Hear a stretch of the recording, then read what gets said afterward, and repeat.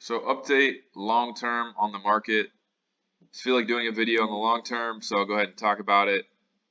I think we got a WXY move up here or right here, and so I mean you can label it ABC, but it's better to label this WXY because normally a B wave's got to be longer than an A wave. In this case, it's not. I'm talking about time wise. This takes about 4 months. This takes about 3 months, and then we get this move down, which only takes about 2 months. So it makes sense, WXY better. And then we can label this, we can label it W, a bigger W, different color. So we have W here, and if you notice this too, the X wave, if we measure it from the very start of this and put it at the bottom of here, we basically nail it at the very bottom of the Y wave to complete the overall W wave. So, and then also another thing is on WXY moves, you're looking for at least a 50% retracement. We pretty much nail the 50% retracement and then go down. So everything works out for the rules of Elliott wave on this move. The timing wouldn't make sense for ABC, so it's got to be WXY. So we have W here. And so we know that this is going to be the X wave. X wave's got to go to the 50% retracement.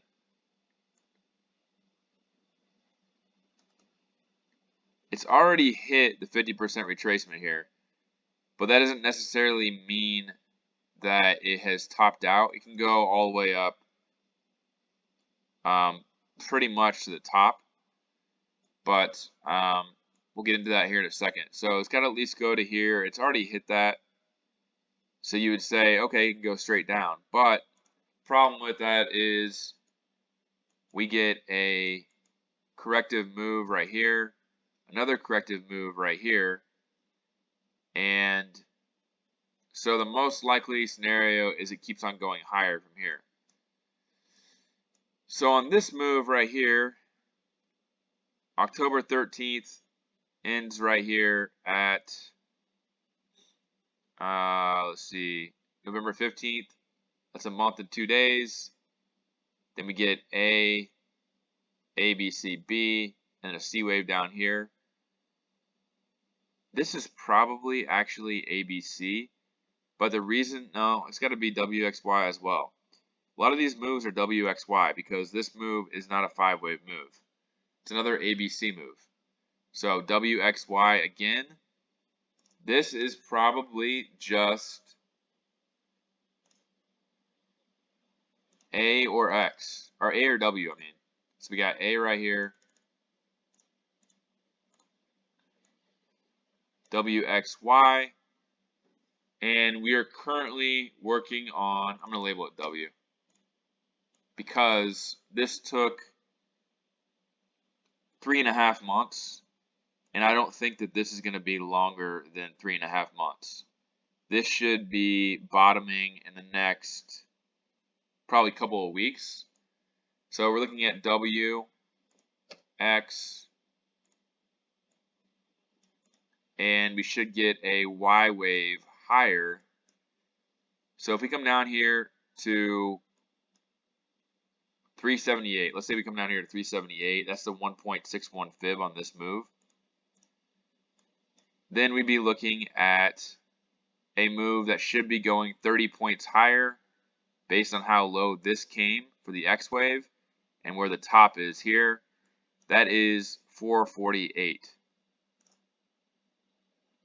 So 448 based on that being the overall X wave. So we got W, and then we have W, X, Y, and then this should be the overall, these should all be black.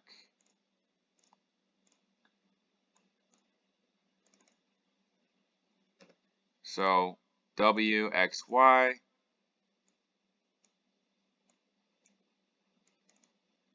And you can see where this is going now. If we go down here to 378 and then pump up here to 448, then we are looking at a move that could go 32 points lower than this right here, which is about 316.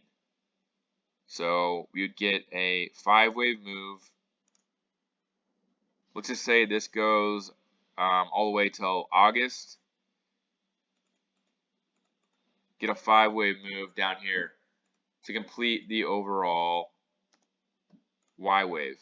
So we got W, W, X, Y, X. And then this could be ABC or it could be a 5-wave move. Remains to be seen. But I thought I'd just go over the long-term chart. 316 would be the target based on all of that.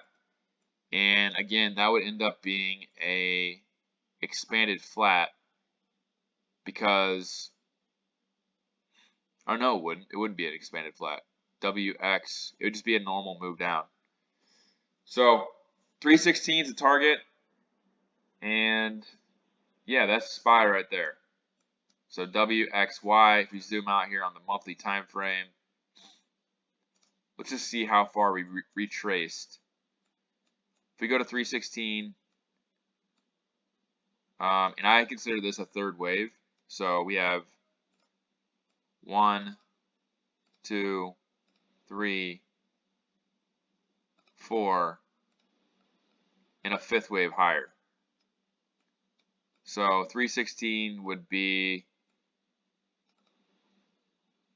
a retracement just past the 0.38 fib. So it actually works out perfectly. For how steep this was, going to all the way to 0.38 fib it's pretty likely. And then we could get a move higher. For that, I'll be looking for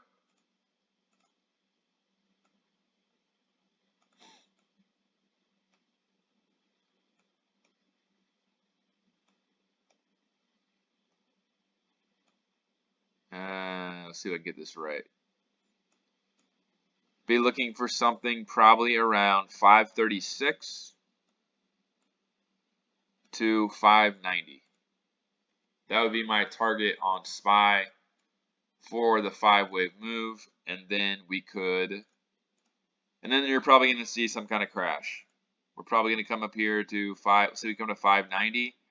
We'll get a crash that could come all the way down here to 160. So that's my thoughts on SPY. Broke it down. WXY move.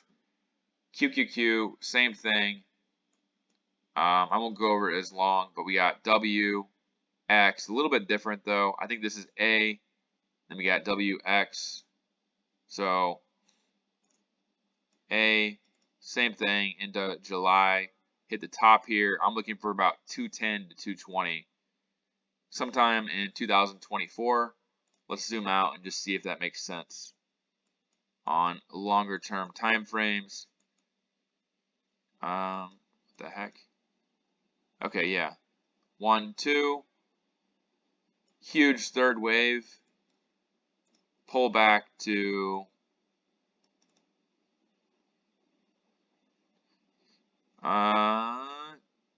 it'd be about the 50% retracement, but honestly, for how big this third wave is, it's pretty normal.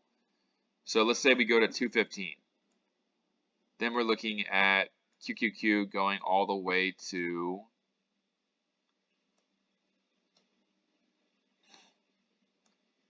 who knows how this is going to play out too. But I would say a minimum, probably going to be a minimum of 457. So up there at 457 for QQQ. Who knows how that will play out. Obviously, the dollar is probably going to be in hyperinflation by that point. If we melt up to 500 on SPY and QQQ goes to 457, the dollar is going to be super weak. Who knows how that plays out, but it's probably going to take, let's see, this first wave took about 5 years. Could be pretty quick. This is only taking this bear market about 2.5 years, in my opinion. This second wave was pretty short and sweet as well. Third wave was obviously really long, 13 years, 5 years. Maybe it takes us 5 years to get to the top, and then if you think about that, that would be 2029. 100 years ago, what happened?